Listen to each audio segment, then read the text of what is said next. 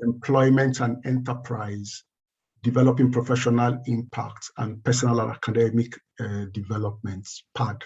So those are the 3 modules I take at the moment, and they pretty much fit into the conversation that I've been invited to talk about, which is packaging for the streets, your CV.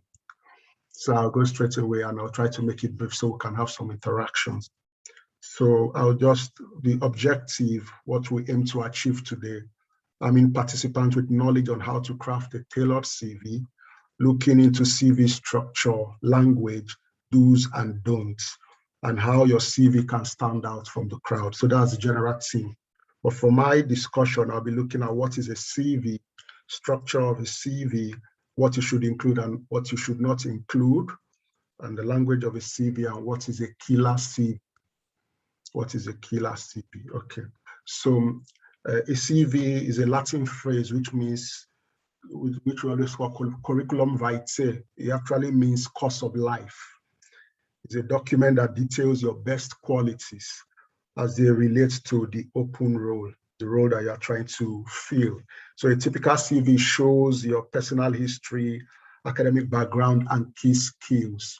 I know technically some people try to differentiate from an HR perspective, difference between a CV and a resume, but I don't want to go into so much academic debates. But if you want to do that analysis, mostly they use CV for academics, like academicians, because it's supposed to be more holistic to talk about your achievements, your honors, your publications, all of that. But a resume from a professional sense just means a CV that you tailored for a particular job. So sometimes some people have 4 or 3 resumes. So if they see a job like this, they arrange a resume for that role. So they have different ones. But a CV comprises of everything. But that's not the point of our conversation. You just need a killer CV that will land you your dream job and how you can actually start developing it.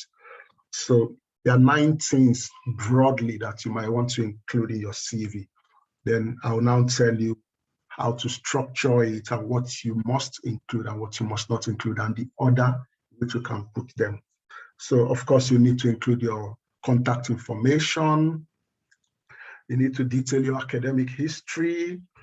Number 3, you need to list your professional experience. Number 4, you need to include relevant skills and qualifications. Number 5, you need to list your academic achievement and awards. Number 6, include relevant publications and presentations if you have. Then number 7, you can put your professional associations and affiliates. Number 8, you add your hobbies and interests. Number 9, you can review and edit it. So this is from a broad perspective, your contact information, academic history, professional experience, skills and qualifications, achievements and awards, publications and presentations, professional associations and affiliations, hobbies and interests, and then review and edit. But now let's go to the nitty-gritty. When you talk of the structuring of the CV, the first thing we want to see is your name, bold, and then of course your contact information. But for your contact information, I know in Nigeria you put number 21, so street, off another street, bus stop, so. This is England, forget about that. Just put your postcode. So I stay in S2. I can put S2 1PR, Sheffield. That's enough. My address is 21A Reynard Road. I don't need to tell you that. But if I say S2 1PR, there are many houses that postcode covers. So you don't know my particular address. S2 1PR, Sheffield, UK. That's my address. My phone number, my name, and my email address. So that's all for your contact information. Don't put your detailed number of your house.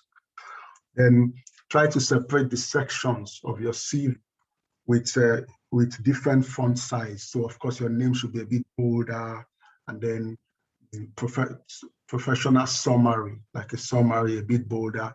Then the main content can now be like Times New Roman 12, but the headings should be a little bit bolder. Then after your contact information, the next thing you should have is a summary. the professional summary or objective. Who are you from a professional perspective? Focusing on your career goals and what you bring to the job that you are applying for. So your contact information, your career summary. Then for the other things that I talked about, achievement, experience, professional qualification, academic qualifications, you can put it in whichever order that you like. But the advice is that lead with your strengths. Lead with your strengths. The CV I used to apply for scholarship to come into the UK, the University of Sheffield, I still remember very well, because I was coming for a PhD doctoral position and I wanted scholarship. The first thing I put then was my master's, my educational qualifications, master's degree, master's in organizational behavior, distinction. I put the CGPA because that's what I want to catch their attention, that I have hot academic qualification relating to what I'm applying for. Then my educational qualifications first, then my work experience and my publications, because that's what relates. But if you are applying, you are not applying for PhD position, you're applying for a job. What is the strongest point? Possibly your experience. So don't bother to tell us you went to so university. So forget about that. Go straight to after your professional summary and probably key competencies or skills. Just go straight to your experience. Roles and responsibilities, list them out very detailed. That is what they want to see. You worked here, you worked here, you worked here, and these are the roles and responsibilities. Then by the time you get to your second, third page, you can now tell us the school you went to, your education and professional qualifications and other things, because you want to catch our attention with your experience. Then what else? So contact information, your professional summary, then you can put your skills just in bullet points, key competencies and skills probably before your professional experience, or if you like your experience first, then your skills. Then towards the second, third page, you can now put your education, and then you can put other things like extracurricular activities, professional affiliations and qualifications. So, of course, in every other thing that you can put in the CV should be there. But now, let me quickly say that there's a difference between hard skills and soft skills. Typically, Nigerians, I don't want to generalize, but I think a lot of Nigerians don't understand soft skills. What we understand is hard skills. So we always try to impress from a technical perspective. I'm good at this, I have this qualification. Some people have 4 professional qualifications, and all those things don't really count from a UK perspective. If you put, or especially your experience is what they want, then towards the end, if you like, you can put those things. But you have to put in your soft skills. So hard skills are the cognitive abilities, your qualification, your expertise, the fact that you are an expert, a professional in your chosen field. But for your soft skills, we want to see your non-cognitive abilities or skills. For example, if you volunteer in your church, and you know that it's a very powerful experience you can put in your CV, but we don't count it oftentimes. If you are a member of whatever Red Cross, or you are elected as the chairman of a football club or a football group, those things are soft skills. They tell us that you are a people person. For you to have been elected into a position, for the last 10 years, you raise funding for the girl child, or you teach teenagers in your church. Do you know that is very powerful? Because it tells us if you can do that for the last 10 years without being paid as volunteering, it means that you care about people. It tells us that you have emotional intelligence. So that's the part you need to also include. So include your hobbies, include community service, yes, or your engagement in charity, or things, all those things like that. They're also very, very important. Okay, so that's about structure, address or contact information, professional summary, key skills and competencies, your experience, and your educational qualification can come later. So from a UK perspective, someone said that in the US, what they do is they like education. In the UK, it's experience. In Nigeria, it's connection. I don't know how true. In the US, they like plenty education, chartered these qualifications, they like it. UK, especially if you have UK experience, they will rush you, they like it. But Nigeria, I know, man. Okay, then what are the things that you should not include? So I won't take too long so we can have a conversation. What are the things that you should not include? Don't include your gender or your sexual orientation. Nothing like age or I'm a male or female. It's not important. Your marital status, we don't want to know. Don't need to put it there. Your nationality, forget it. Just put it. I'll show you examples of 2 CVs in a couple of minutes. Then your age, don't put it. We don't need it. Religious orientation, don't bother. Your full address, like I said before, don't put it. So do you know that if you are not applying for an academic job where you need your PhD and MBA, and do you know that you can apply for many jobs in this country and don't even put your education at all? In the UK, they don't care. You don't need, you can even put it as the last item in the list, because if you now say, some people have 2 masters in this country because when they came for their first masters, finished it, there was no job, they didn't want to go back to Nigeria, they had to do another master's. Imagine you now put first degree, OAE, master's, Unilag, MBA, University of Hull, another MBA, University of Kilode. Even the the manager that is in that job that you're applying for, he may not even have BSc. So you say, oh, you want to come and collect our work, Abi? Because you think from your Nigerian understanding that once you have plenty things ahead, they will need you. What they really want is experience. So you don't even have to mention all your masters. I'm telling you the truth. You don't even have to mention it. Like, I'll show you. I'll show you a CV now. So this CV, okay, I cannot share. It's telling me I can't share. Can you enable me? But I thought I did that. Okay, still saying host disabled participants can share. No. Sorry, let me check. Well, I just did that. Just hold on. Okay. Oh, I did that before the meeting started. Just hold on. If you can just keep talking, I'll sort that out, please, and let you know. Thank you. I'll go ahead. So then, language of a CV. Language of a CV. You in the UK, they like the word I. First pronoun, personal pronoun, I. So for your experience, the past experience, I prepared so. I was in charge of this. For me, I was module tutor for so course. Always bold to say I, to use the word I. So as much as possible. I did this, I did that. I was involved in mentoring. My roles and responsibilities involved this. Then try to use keywords in your field. If you're applying for the job for business analyst, what are the keywords in that business analyst? Because sometimes they might have a pool of application that they use CV checker or tracker or artificial intelligence to detect strong CV. And it will just scan it, it will pick the keywords. If the keywords are very few, it means that you are not core in that field. So you must find out the keywords in your field. For me now in academia, mentoring, leadership, research skills, teaching, publications, all of those things must pop up from my CV. They must be scattered all over the place. So you must use the keyword. What are the tools they use in business analysis, for example? Jira, Tableau, Power BI, some of those keywords. I'll show you my wife's CV. So I understand business analysis a bit because my wife is a business analyst, so I have a CV. So I can please, can you check? Sorry, Godbless. Can you check now if you can share?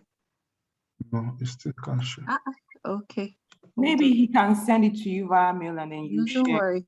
Please check now. Okay. Yes, you can share. All right, thanks.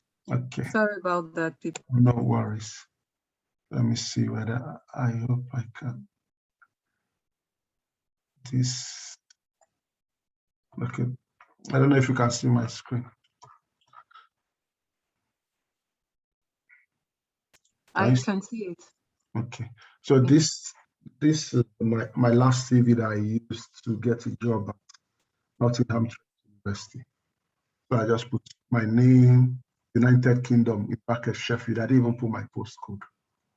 Then my email address and my phone number. Then my summary, not too long. I'm currently studying for my doctoral degree in management at the University of Sheffield, where I work as a graduate teaching assistant. Passionate about personal development and enabling individuals to reach their full potential. Hence, I've been involved in teaching, administration, research, and mentoring across undergraduate and postgraduate programs in 3 universities for 6 years. I'm a certified human resource manager, banker, proficient in the use of Blackboard, Collaborate, Microsoft Teams, Google Hangouts, and Zoom. I'm interested in working in innovative teams to contribute to organizational objectives, student satisfaction, and attainment, while enhancing my teaching, research, and administrative skills. I've currently successfully completed an institutional provision for teaching in the higher education sector and awaiting an award for Associate Fellow of the Higher Education. This is very professional, as you can tell. You can see my skills and competencies and what I represent, what I'm passionate about, just in summary. Key competence and skills: mentoring, pastoral care, leadership, teaching and administration, IT skills, research. It's all you need in academia. Then I now put my education, then career history. Okay, the 3 institutions I've lectured and what I do there. Professional qualifications, publications, conferences, volunteering, pastoral care to children, charity organization, head of publication department, charity organization, peer reviewer for different journals. That's all. And then with a strong cover letter, I got invited. And so eventually I found out that I got up to 40 CVs. But some people will even have their PhD, but they might not have things I've mentioned, and they took me. Okay, so that is an academic role.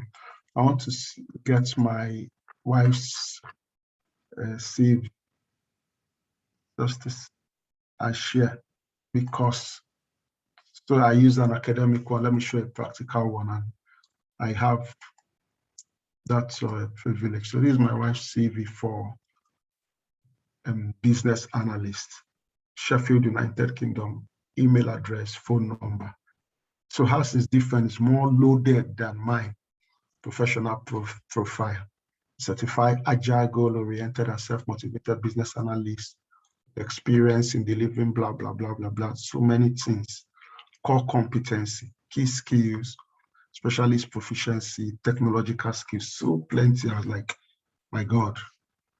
Career summary, now put the things that she did, the companies she's worked. Very loaded.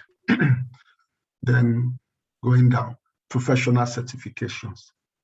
She did not put her educational certifications because we found out that you don't even need it. So she has statistics, HND in statistics, she didn't put it. Just the professional qualifications and this is typical UK style. And she's just gotten a job as a business analyst using this CV. Okay, so that is practical example to show you. So when I was preparing and I asked my wife if she has any tip to share, she said that I could tell you that if you are applying for a job, go to some job sites like JobServe. There's a job site called JobServe, or Indeed, or reads.co.uk. That's all you need to do. That particular role you are looking for, search for jobs and get their job description, like 5 or 6 job description of that role. Then use the 5 or 6 job description and carve out your own CV. So some people have experience, but they don't put in real roles and responsibilities that aligns with what is being advertised. So they'll see your CV, you say you are a business analyst, but the things you said you've done does not really align with what they need. So you want your CV to be as close to what is asked for, what is in the job descriptions of current job vacancies. So when they are checking, they'll see that this person's CV is pretty much describing everything we want. So if they even use CV checker or AI to scan it, to bring out all the keywords, that is a killer CV. A CV that is loaded, that have the key terms, that is well prepared and organized and has loads of information. So does it pass the 20 seconds test? So if I see your CV, can I look at it for 20 seconds or more? But if it's just empty, I just flip, there's nothing here, just straight away. But if it's loaded, especially experience and your key skills and competencies, from these CVs now, you will want to look at them. The 2 CVs, you may want to look at them for more than 20 seconds. I think so. So that is pretty much what I have to share. So we can take questions, and if there's any area I've not covered, I'm happy to go back to that. All right, thank you so much. Thank you, Godbless. I really appreciate. Thank you. So Antonia, I see that you have your hands raised. Is there a question? Because you are the first person I saw. You could unmute and ask your question. Antonia. Okay, so let me go to Adegboyega, maybe when Antonia. Okay, Adegboyega, you can go on, please. Then after him, okay. Tife, Good please, you can evening. take the floor. All right, good evening. Good evening.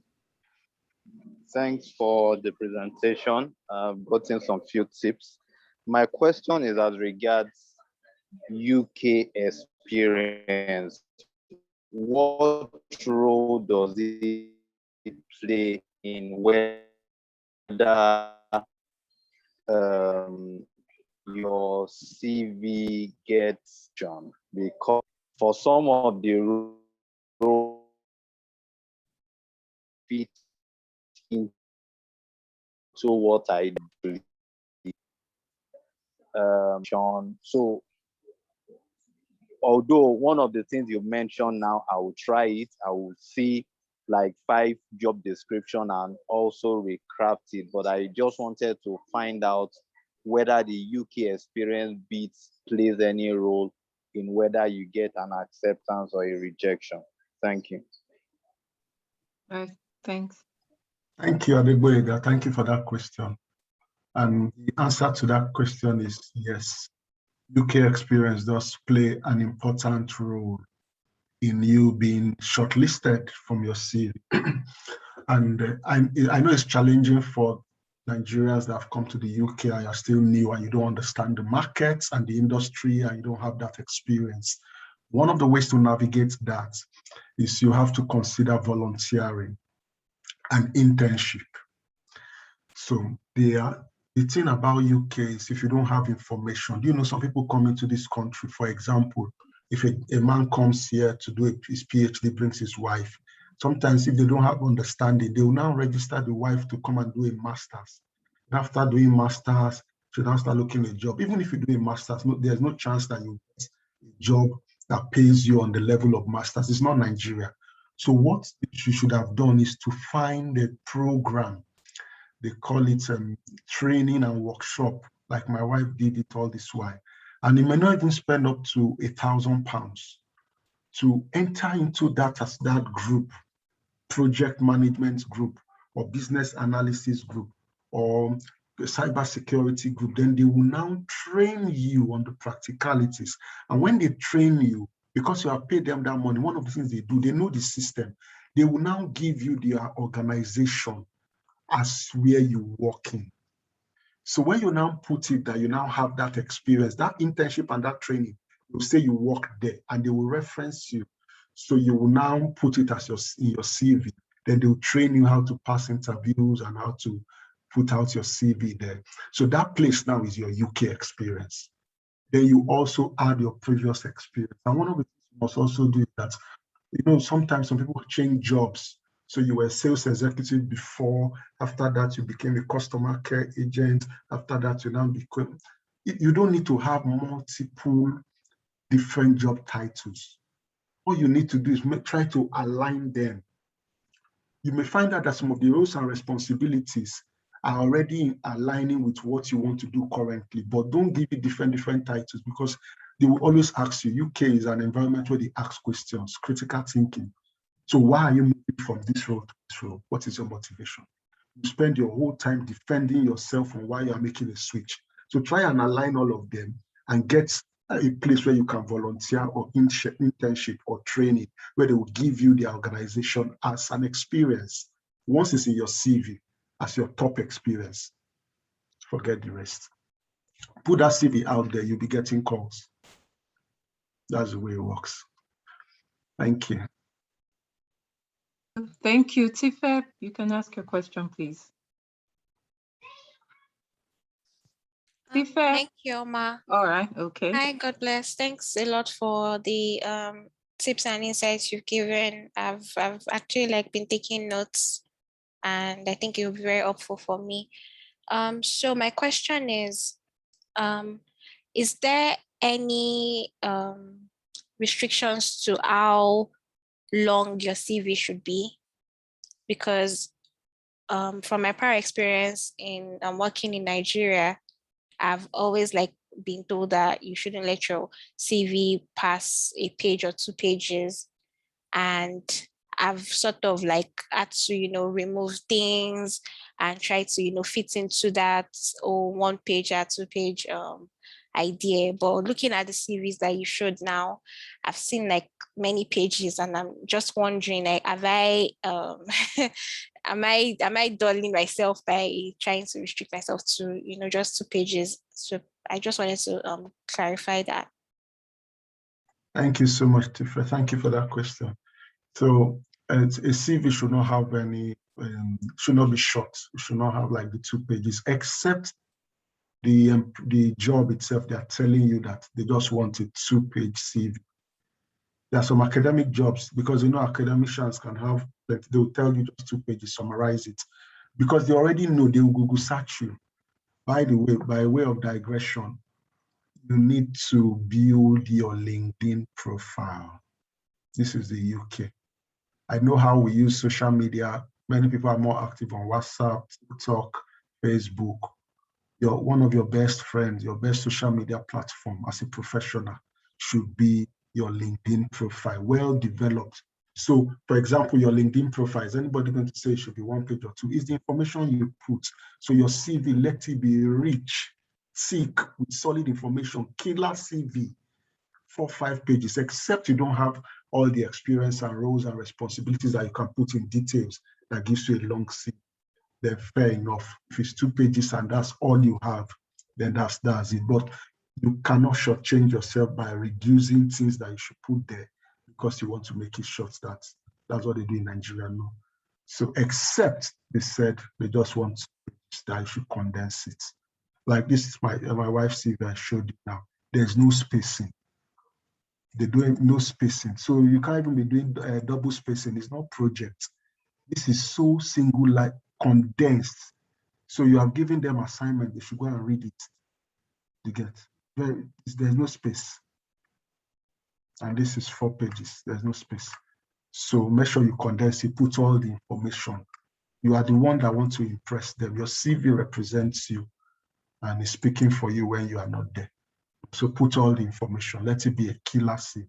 Let it be loaded. Yeah. Thank you. Thank you. Thank you. Olaimi. I had the same question that Tife had, and I didn't even know that it was the same rules or recommendation in Nigeria. It was when I got here during the trainings and employability sessions that they've taken us through in school.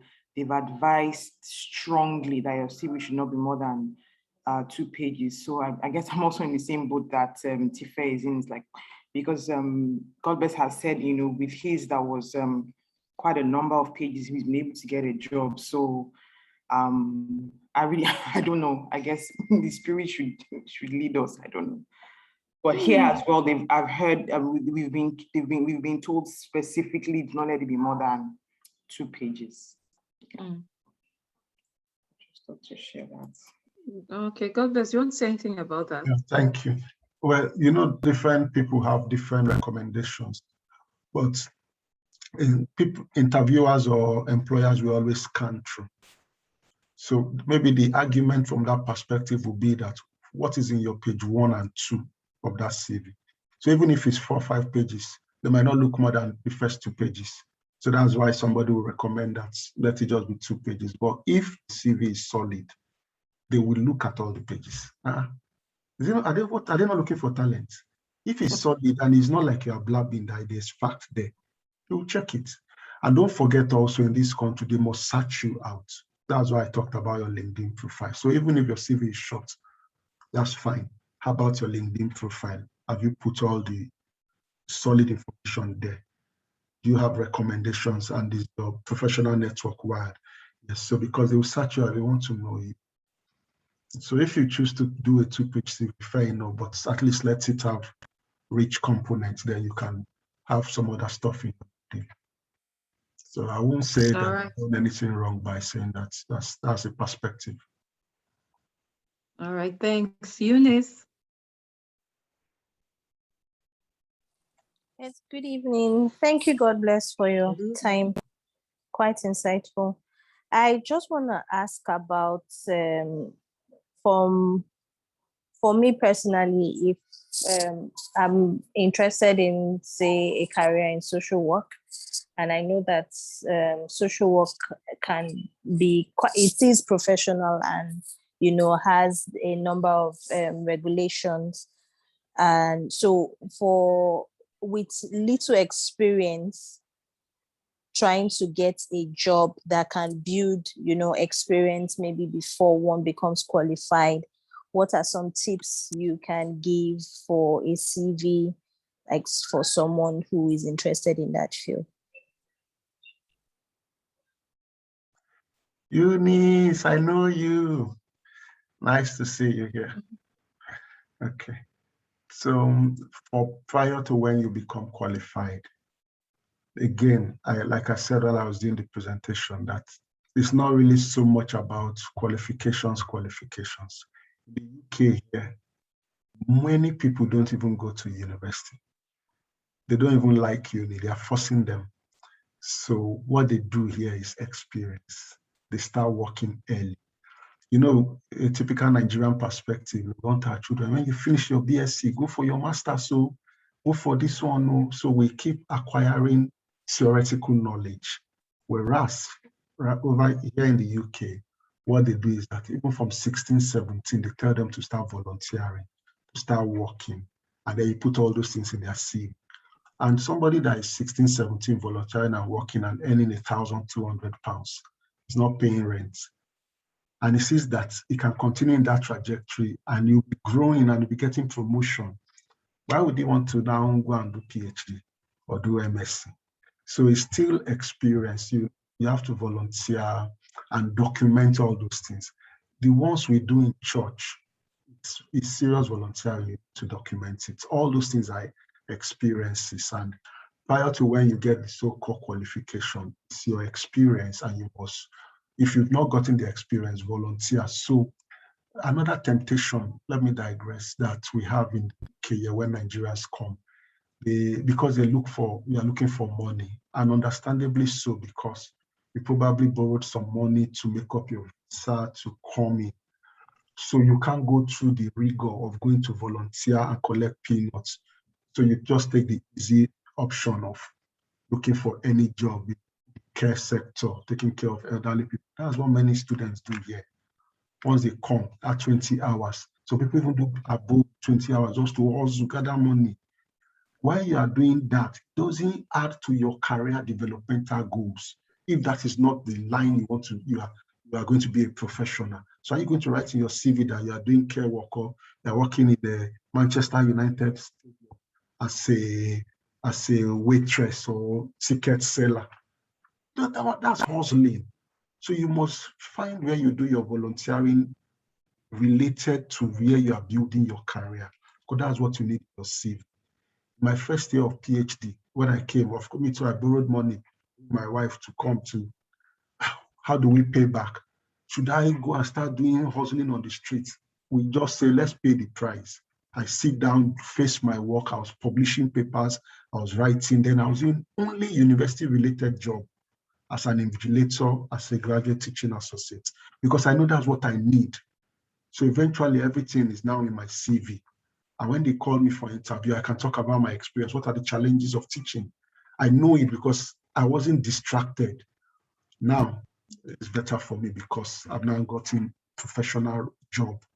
So that's where we need to overcome that. Don't get carried away with chasing pounds, even if it's to volunteer or join a team where they will train you and give you that internship. Keep adding it up. Immediately your experiences start building up, you will get big roles. So you must pay that price of building your experience, volunteering part-time until you get the role that you need. All right. Thank you. All right, thank you. Thank you. I have a question from the chat from Sean. He says, in a situation where you don't have any professional certification, or if they are in view, how do you present such CV? Thank you. Again, it's not compulsory to have those professional qualifications. So you can, it's the experience that is more important, but you can take the exams. At least my wife just was, some of the professional qualifications that you can even do can do it online, free. There's so many free courses you can do. Prince 2, Big Sigma, customer care, blah, blah, blah. They are all on LinkedIn. And if you check very well, those ones, they might tell you to pay for just the certificate, £30, £20. But if you now need your main professional qualification, that you can do while you are working. You can take your time. But trust me, it will be difficult. It's not likely that you will get a job and they will not give you the job because you don't have professional qualification. This is not Nigeria. It's the experience. Have you done it before? Can you smash the interview? I think next week we'll talk about interview. Can you convince us? So it's not that you have not chattered. No. Maybe like what Eunice was saying now, area of health. What's your area? Health. Is it healthcare? Social work. Yes, so I might not be right across the board. Maybe in social work, you need to have that certification. But for volunteering, once it's there in your CV and they know, they will give you a chance. Then you can now grab your professional qualification. That will give you the license to practice and for you to be more recognized. So if it takes you time to get that, fair enough, but don't stop applying. Are you aware that in the UK now, we have almost 1 million job vacancies? Are you aware? There's almost 1 million job vacancy now. I'll find the link and then I'll send it to Oma. There's almost 1 million job vacancy in the country now. Different fields. And there's also what we call shortage of occupations. So there's this skill shortage list. So you can see some occupations so in case you've not made up your mind on what occupations and you are open, then find UK shortage occupation list and do some of the things I've said. Start developing yourself along that line. Find the right, ask questions, find the right group that you can join that will train you. In the UK, now, in Nigeria, we say now money until they find money. Find £600 or £1,000, keep aside. Find the right professional group, join them. They'll be doing training through online, Zoom and whatever. They'll have projects, you meet people, collaborators. They'll brush you up. When you have interviews, they will discuss it. They will prepare you, you'll grab your job. It's the same thing in academia. It's called UK system is a click system. Is a click system. In academia, it is like a call system. It takes someone inside to bring you inside. If you're just outside on your own chasing stuff, no, you need people inside to bring you in. They will train you, they'll give you the language, the things you will say, bring you into their field. And that's where the internship and volunteering and part-time work comes in. Once you understand the system from the UK don't do connection like Nigeria. It's coded connection because You just need the right information and people to bring you. And once you get in, try. Promotions are very fast in this country. People are eating money. Senior business analyst, 35 years old, they are collecting £60,000 per annum. It's nothing special. It's just that you've gotten that first role and then you are building. Some of these, their CVs here. I like the title of this talk, Packaging for the Streets. Some of their CVs were lying of packaging. It's the same role. Okay, you know, in your organization, when I was at LBS, they gave us job description for business for research assistants, maybe like 6 or 7 points. But because it's a research assistant, if I go online and I go and look for 5 or 6 other research assistant jobs, and I see their roles and responsibilities, I see they are very important here, and they are not in the job description that LBS gave me at the time. So it's the same title. I now carry some of those other important things and put it there. So as a research assistant, you were exposed to all these things. It's the same title. The CV will now be robust, and it has fulfilled keywords in many jobs. So by the time 7, 8, 10 recruiters see that CV, what is in your CV matches what they are looking for. But that's not what the organization really put, because even your so-called organization didn't know the core responsibilities of that role. They just gave you 5, and that was what you put. So now you see, you now put like 15 items. You were doing, reporting to this, you handle this project. Well, I don't know, it depends on how you operate in your own faith. People say, you are lying. Somebody said an interview, job interview, is a meeting between 2 liars. It's a shame, but that is the way it is. It's a meeting between 2 liars, because you have got a CV. The organization is deceiving you, and you are deceiving them, both trying to convince them that you have all this stuff. They too, if they didn't see all those things in your CV, they won't invite you. They won't call you. But when you enter the job, you see that you will learn those things, you will know it, because you already have the fundamentals. But again, because there's competition, so why should we call you? Why should it? So you have to put a document, a convincing document that you are better than 999 others. That's the game. It's a game. In academics, we do publication. Publication is a game. It's a game. How you sell yourself. Okay, thank you very much. Abby, welcome to the streets. Please, do we have any other question? Abiola, I saw your hand up, but it's not up again. I guess maybe nothing. Or does anyone have anything they want to say before we round up? Because we are practically done. So if anyone has an observation or something they want to add, or even another question, that will be fine. Oh, Kayode, you want to say something, okay? Okay, yeah, thank you so much. God bless. It was really an insightful session. Yeah, my question relates to professional work experience. And now, I've worked in Nigeria for close to 2 years now. And so in tailoring my CV to detail my professional experience, do I need to exclude, or do I need to make any reference that the organization I worked with or worked for, like, was a Nigerian company also? Thank you so much for that question, Kayode. So I think your experience from Nigeria is valid, is useful. So you have those experience before you have now moved to the UK. Just that now that you have moved to the UK, they like you more. A friend, one of my mentees, is doing his master's at the University of Liverpool. He just came with his family, and he's being a manager, financial controller, and everything from Nigeria. And even while he was in Nigeria, he was applying for jobs in the UK, and they were excited about him. But immediately they find out that he's in Nigeria, they'll disconnect. They will not continue again, because the thing now, we just finished Brexit and all that. They want people in the country. But all those your experience that you've gotten prior to now are very good. But it will be better if you now have one more company on your CV that is a UK company, so that they will now feel that you understand, you are now working in the system. And that's where that volunteering or getting in touch with any network of people that already work here that will reference you.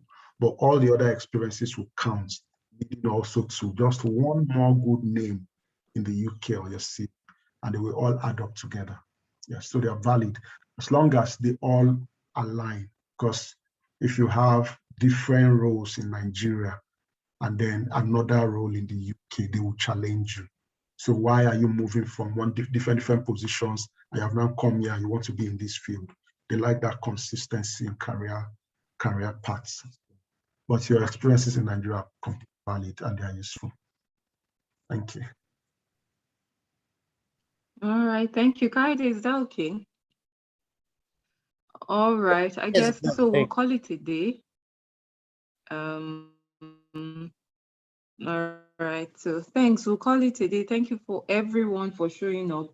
What I have thoughts is that after every session, we'll have some activities we're supposed to do during the week. So it's not like we just come, we hear, and then we go. And the way I have thought about it is that the activities can be done in pairs, so pairs of 2, pairs of 3. So I would say you can, and of course you decide who you want to work with. So you can choose 1 person, 2 people that you guys want to work together. I'll post the activity we have pertaining to this session on the group, and so that, you guys can start doing something during the week. Decide when you want to meet with one another and work on the activity together, based on what you've learned. I'll also share the link to this session so that we can listen to it again. So thank you everyone for showing up, and many, many thanks to Godbless. I really, really appreciate you taking time out to take this session and even the one for next week. For us, there are a lot of insights. I even learned a lot because there are quite a number of similarities between us in the Republic of Ireland and you guys UK, because now we're your children and stuff like that. So there's a lot of similarities in what I heard him say and what I've heard people say here, and stuff like that. So it's really helpful for me as well. So final thank you. I can't thank you enough. I really appreciate it. Thank you. Adegboyega is saying I should split each people into subgroups. I don't think I want to do that. I want people to have the freedom to choose who they want to work with, and all that. I think that's the best way. If we try for 1 week and maybe it doesn't work, maybe I'll try the subgroup stuff and see. But God bless. A lot of people are saying, thank you. This was insightful. Thank you. God bless. Thank you. Thank you so much. Okay, everyone. Have a lovely week, and I'll see you guys Saturday next time. But of course, during the week, we'll still, Wednesday. We're meeting on Wednesday for prayer. And then, Saturday for the next meeting. So thank you and have a lovely week. All right, everyone. Bye. Bye. God bless. Thank you.